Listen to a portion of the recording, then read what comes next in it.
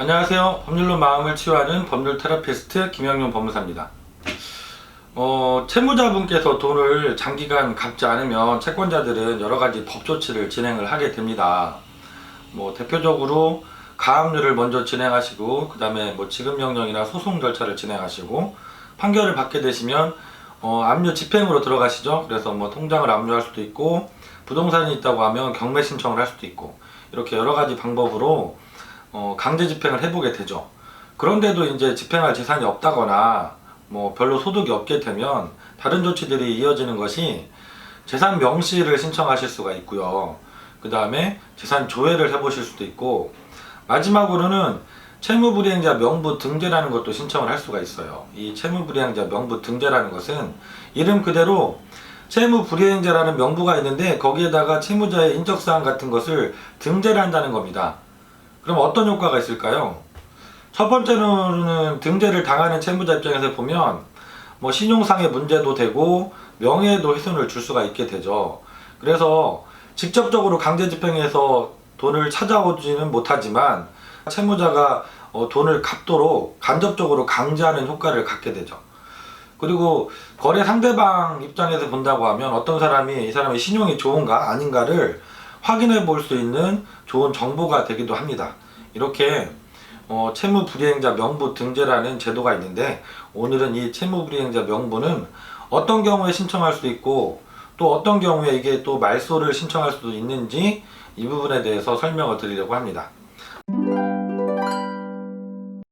채무불이행자 명부 등재 그 신청과 말소에 대해서 설명을 드리겠습니다. 처음으로 명부가 어떻게 생겼는지 한번 봐야겠죠. 이게 법원에서 사용하고 계시는 채무불이행자 명부 양식이에요. 보시는 것처럼 채무자의 인적사항이 적히죠. 성명, 주소, 주민등록번호가 적히고요. 집행권한이 무엇인지 적게 되어 있고, 채무불이행 금액이 적히게 되어 있습니다. 그리고 등재 사유 적히게 되어 있고요. 등재 날짜까지도 적히게 되어 있어요. 말소가 되는 경우에는 말소 사유와 말소 날짜까지 이렇게 적게 되어 있습니다. 이 명부를 법원에도 비치를 하고 시구 읍면에도 부본을 보내서 일반인들이 다 볼 수 있도록 이렇게 하고 있는 겁니다. 그러면 채무불이행자 명부 등재에 어떤 경우에 신청할 수 있는지 신청 요건을 보도록 할게요. 첫 번째로 금전의 지급을 명한 집행권한이 확정된 후 또는 집행권한을 작성한 후 6월 이내에 채무를 이행하지 아니한 때, 그리고 두 번째로는 채무자가 재산명시 절차에서 명시기일에 불출석하는 경우, 그 다음에 재산목록을 제출을 거부하거나 선서를 거부하는 경우, 그리고 목록을 내긴 했는데 거짓으로 목록을 낸 경우, 이런 경우에도 채무불이행자 명부 등재를 신청하실 수가 있습니다. 그런데 이게 등재를 신청하셔도 받아들여지지 않을 수도 있거든요. 쉽게 강제 집행을 할 수 있다고 인정할 만한 명백한 사유가 없을 것입니다. 쉽게 내가 상대방이 재산이 있어서 부동산도 있고 자동차도 있고 강제 집행이 쉽게 될 수 있는 상황인데도 이 사람한테 그냥 신용상에 어떤 타격을 주기 위한 목적으로만은 신청할 수 없다는 것이죠. 그래서 강제 집행이 되지 않는 그런 곤란한 사유가 있어서 이거는 직접적인 강제 집행 수단이 아니잖아요. 간접적으로 변제를 강제하는 제도이기 때문에 직접적으로 할 수 있는 제도가 있다고 하면 그걸 이용하라는 것이죠. 그래서 이렇게 세 번째 요건이 될 수 있습니다. 쉽게 강제 집행을 할 수 없는 경우여야 된다. 그러면 우리가 법원에 신청을 해서 채무불이행자 명부에 채무자를 등재를 할 수가 있게 됩니다. 그런데 또 우리가 채무불이행자 명부에 등재가 되고 나서도 채무자분이 변제를 한다던가 여러 가지 사유가 생기면 이 말소를 신청할 수 있어야 되겠죠. 계속해서 이렇게 법원에도 명부가 비치되고 내 주소지 시구 읍면에도 명부가 비치된다고 하면 이건 신용상에 계속적인 문제가 발생이 되고 명예에도 큰 타격을 지속적으로 줄 수가 있기 때문에 요건이 생기면 말소 신청을 채무자가 또 할 수 있고 법원에서 또 직권으로 말소할 수 있는 절차가 마련이 되어 있습니다. 그래서 보시면 말소는 크게 두 가지 절차로 말소가 돼요. 첫 번째는 신청에 의해서 말소를 할 수가 있어요. 이거는 채무자분께서 신청할 수 있는 경우이죠.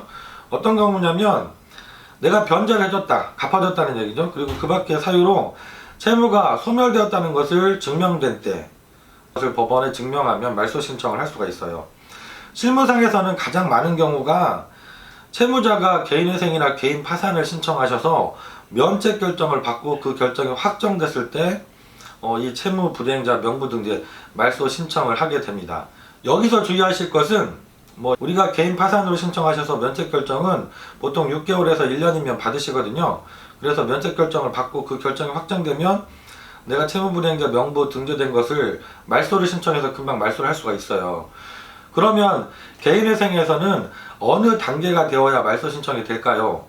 많은 분들이 인가 결정만 나도 말소 신청이 가능하지 않을까 이렇게 생각했어요. 왜냐하면 압류나 가압류, 가처분 이런 강제집행 절차는 개인회생 인가 결정이 나면 법률 규정에 실효가 되어서 해제 신청을 다 할 수가 있거든요. 이것과 똑같지 않을까 생각을 하시는 것 같아요. 하지만 채무불이행자 명부등재는 채무가 소멸되었다는 것을 증명해야 되기 때문에 개인회생도 인가 결정이 아니라 변제금을 잘 끝까지 납부하시고 면책 결정까지 받고 나서 그 면책이 확정되었을 때 말소를 신청하실 수가 있습니다. 그러니까 인가 결정만으로는 말소 신청이 안 된다는 것 특히 조심하셔야 됩니다. 그리고 두 번째, 말소는 직권 말소를 시킬 수도 있거든요. 이것은 명부에 오른 다음해부터 10년이 지난 때 법원에서 직권으로 말소를 해줄 수가 있어요. 그리고 등재 후 등재 결정이 취소되거나 등재 신청이 취하된 때, 그리고 등재 결정이 확정된 후 채권자가 등재의 말소를 신청한 때, 이때에도 말소를 법원에서 직권으로 할 수가 있게 되어 있습니다. 오늘은 제가 그 채무불이행자 명부 등재 어떤 경우에 신청을 하실 수 있는지, 그리고 또 채무자 입장에서는 어떤 경우에 말소를 신청할 수 있는지 설명을 드려봤습니다. 그 신청하시는 방법도 상당히 간단하고요. 그리고 말소를 신청하시는 방법도 상당히 간단해요. 대법원 전자소송 사이트에 들어가셔서 신청을 하셔도 되고요. 아니면 양식들도 간단하니까 대법원 전자민원센터에 들어가셔서 양식을 검색하시면 바로 나오니까 본인께서 신청하셔도 충분할 정도로 간단한 절차들입니다. 오늘은 제가 채무불이행자 명부등재 어떤 경우에 신청할 수 있고 또 어떤 경우에 말소를 신청할 수 있는지 설명을 드려봤습니다. 다음 시간에도 좋은 정보를 잘 준비해서 좋은 영상으로 다시 한번 찾아뵙도록 하겠습니다. 김형준 법무사였습니다. 감사합니다.